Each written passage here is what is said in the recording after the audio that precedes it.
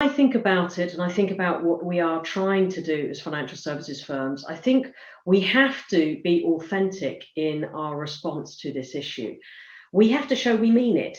We have to genuinely embrace diversity and inclusion and difference. And we have to make this such that it is part of the DNA of our organization. We have to test ourselves to make sure it's real.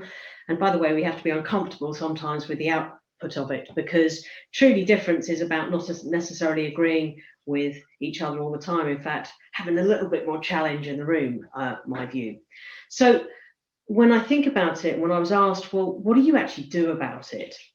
I thought about when we think about candidate experience and we think about our employee experience, do we demonstrate externally that we care about this stuff enough? And we can do different things on our internet sites and our information initiatives, which I think are actually very, very important. I think we can ensure that we have CSR reports and D&I reports which are available. I think that's important. But you also have to actually find ways of navigating and training your hiring managers and the people who are facing out of the firm on how to go out and speak about diversity and inclusion, and how to go out and speak to candidates and think about the issues that they are facing when they're coming back into our organizations. Make sure that you are broad, by the way, in the way that you talk about things. It isn't just about gender, it isn't just about ethnicity, it isn't just about neurodiversity, it isn't just about disability, it's about all of these things. In fact, I think the piece of the puzzle that is most interesting is the debate about how we have to get comfortable talking about every underrepresented group, that we shouldn't be competing with one another. And this was my final point. This is about ensuring that we as colleagues across this industry make the world a better place. I don't want man just to be better at this. I want all of us to be better at this. If we're truly going to change the world, and we shouldn't set our limits at our real estate footprint. Let's change the world. We can do it together. We are better if we do it together. We are better if we make financial services a place where people want to land. I have spoken to a number of organisations, a number of people, colleagues, friends, etc. And we as well at Accenture, we've boiled down probably 4 core areas of actions or of things that organisations tend to do in this space or should be doing. So that's what I'm going to go through pretty quickly today. So the first area is education. So really getting, as Robyn was saying, getting comfortable being uncomfortable, getting comfortable interacting with other people who have completely different lived experiences than you. And the education piece is not always for the person within the underrepresented group to educate you, but it's both ways. It's for you to also take the accountability to get educated. And sometimes we are seeing firms implement training programs to actually just assist with things like whistleblowing, but also implement programs where you can have things like reverse mentoring. So you actually partner people up together and probably partnering people up together who are on an unlikely pairing, which always leads to interesting results.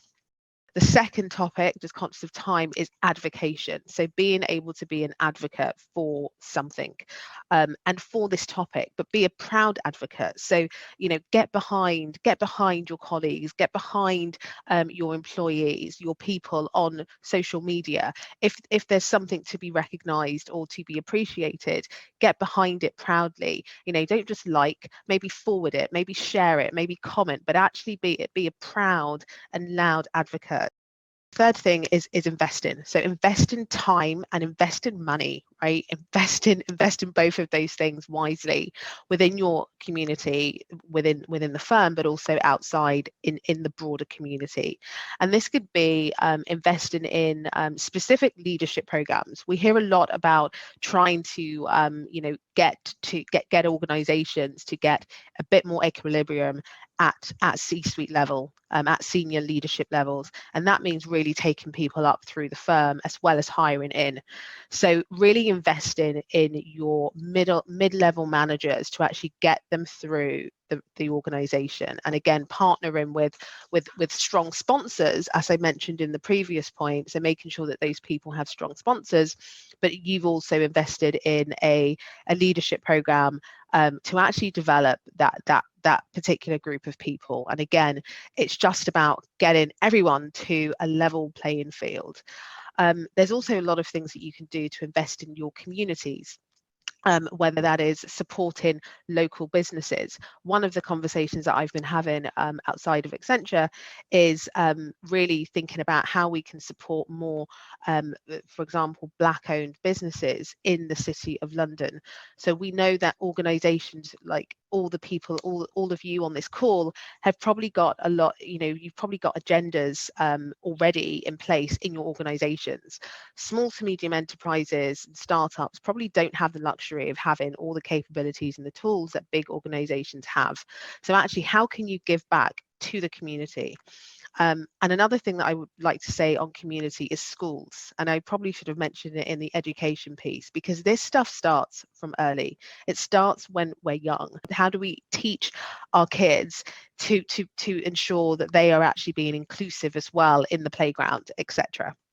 And then the last piece I want to mention is just around evaluation, constantly evaluating your agenda. One thing that I was talking to your diversity and inclusion agenda, and one thing I was talking to Peter about recently was the fact that we talk about diversity and inclusion a lot. But there's also belonging. And for me, working backwards from belonging is actually more important, because if I feel and if my teams feel like they belong for who they are, then they will feel included.